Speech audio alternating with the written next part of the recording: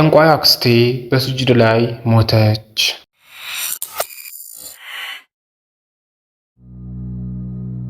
ይህ የቀልብ ዶክተር ድምፅ ነው።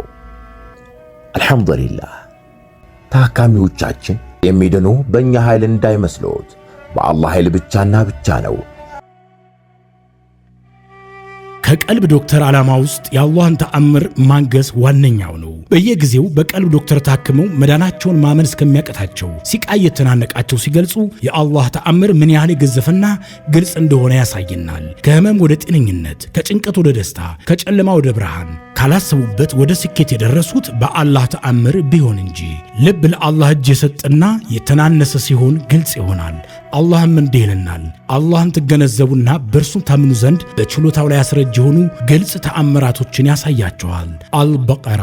ኑ በአላህ ቃል የአላህን ተአምር እናግስ። ሕክምና ማግኘት ሲፈልጉ ይሄንን ሊንክ ይጫኑ።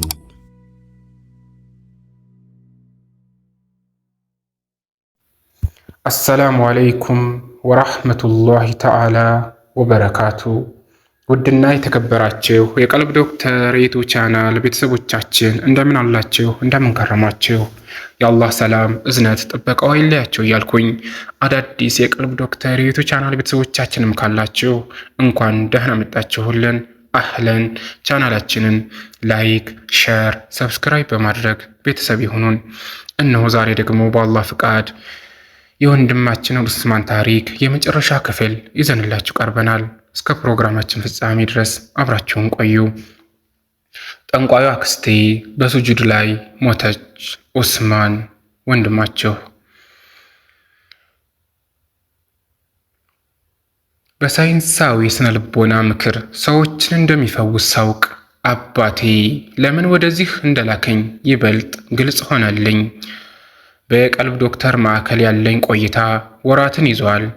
እዚህ ያሉት ኡስታዞች ሩቅያ መንፈሳዊ ሕክምና ማለት ዝም ብሎ ቁርአን መቅራት ብቻ ሳይሆን የሰውን ስነ ልቦና መረዳት፣ የታካሚውን ውስጣዊ ጤንነት መከታተል እና የልብ ንጽህና መጠበቅ መሆኑን አስተማሩኝ።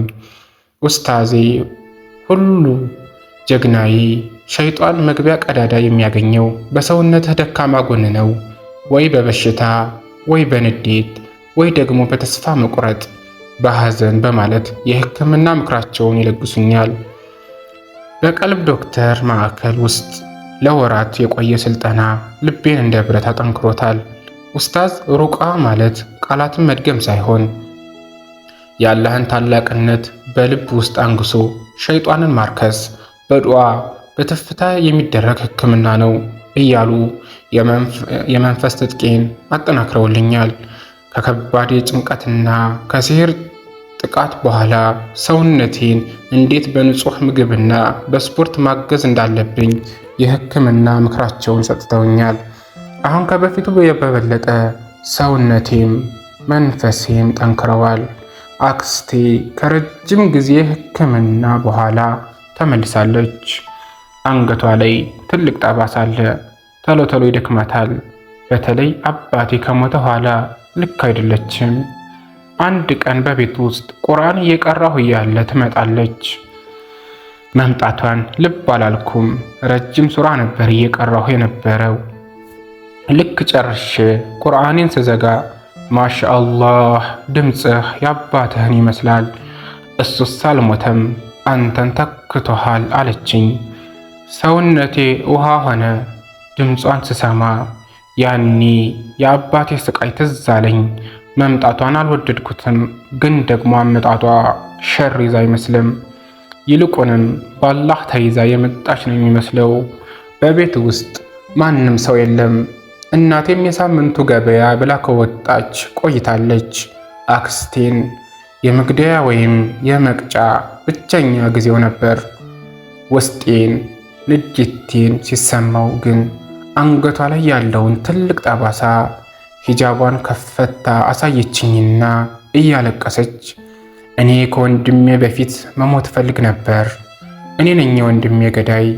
ወንድምሽን እንገለዋለን ከመግደላችን በፊት ወደኛ ሳቢው ብለው ሲጠይቁኝ እንጂ እኔ ለወንድሜ ክፉ አስቤ አልነበረም።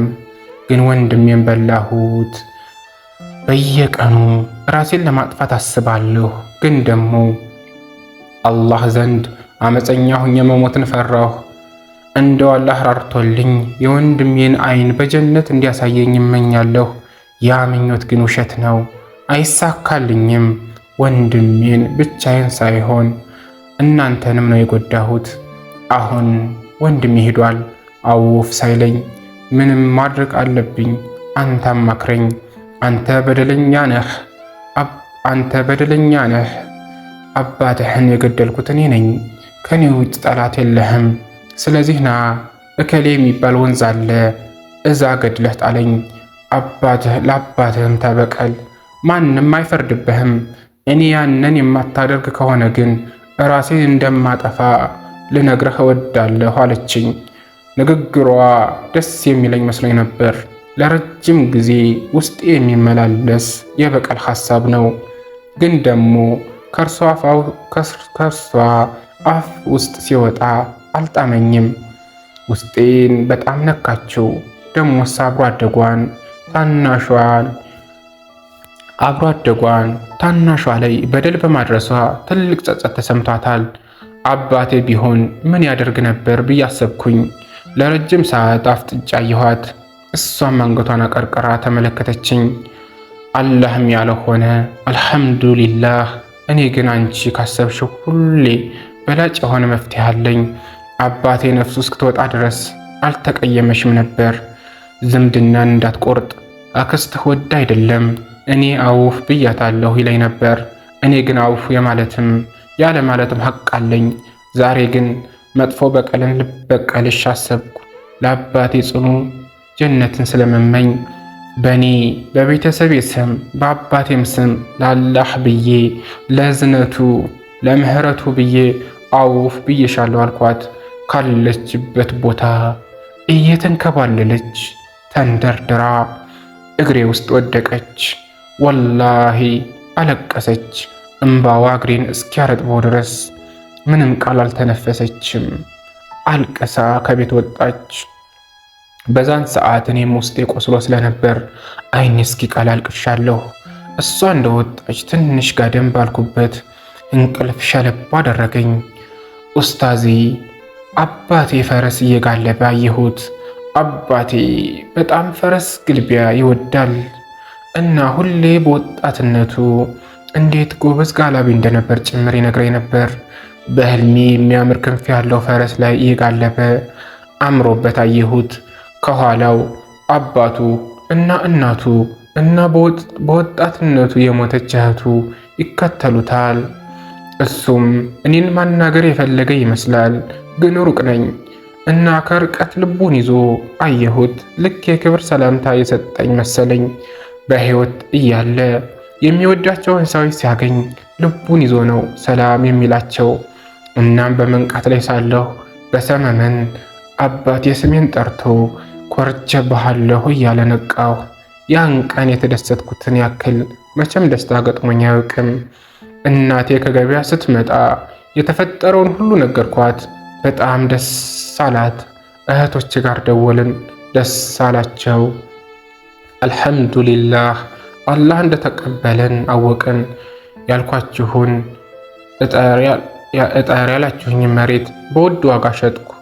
በጣም ተፈላጊ ሆኖልን እህቶቼ አንተ ጋር ይሁን ብሩ ሲሉኝ፣ እናንተ ግን ፈጽሞ አንተ ጋር አታስቀምጥ፣ አማና ልታጎድል ትችላለች፣ ለሸይጣን በር አትክፈት ባላችሁኝ መሰረት ለእነርሱ አማርጬ ቦታ ገዝቼላቸው ቤት ገንብተውበታል። ትንሽም ብትሆን ኪራይ ያገኛል። እናቴም ሐቋን አግኝታ በፊት የምትመኘውን ያክል መደብር ከፍታለች። እኔም አልሐምዱሊላህ እንደነገርኳችሁ ሞሚን ሴት ትዳር ቀንቶኝ ወደ ትዳር አምርቻለሁ። ያን ሳምንት የተፈጠረውን ሳልነግራችሁ የኔ ነገር አሁንም ታሪኩን መዘብረዋለሁ። ያን ጊዜ አክስቴ መጥታ ይቅርታ ጠየቀችኝ አላልኳችሁም? ከዛንም አውፍ ብያት አፉታ አድርጌላት አልነበር? ይሁንና በሳምንቱ መጥፎ የአክስቴን ማረፍ መጥፎ ዜና ሰማን። እኔ እጅግ የፈራሁት ራሷን ገርላ እንዳይሆን ብዬ ነበር። ግን ያ አልሆነም። ሐቁ ሱጁድ ላይ እያለች ነው ሩሃ የወጣችው። መጨረሻዬን አሳምርልኝ ማለት ይህ ነው። አላህም የጀና ያድርጋት። የተጨነቃችሁ በሙሉ ኑ ወደ አፍያው መንደር እልባት፣ መፍትሄ፣ ሰላምን ታገኛላችሁና ኢንሻአላህ። ወሰላሙ አለይኩም ወራህመቱላሂ። ኡስማን ነኝ ወንድማቸው። ሰላሙ አለይኩም ወራህመቱላሂ ተዓላ ወበረካቱ። የወንድማችንን ታሪክ ያዳመጣችሁትን ይመስል ነበር። ወላሂ በጣም ልብ የሚሰብር ነው። ለማንኛውም በቀጣይ ሳምንት በሌላ ፕሮግራም እስከምንገናኝ ወሰላሙ አለይኩም ወራህመቱላሂ ተዓላ ወበረካቱ።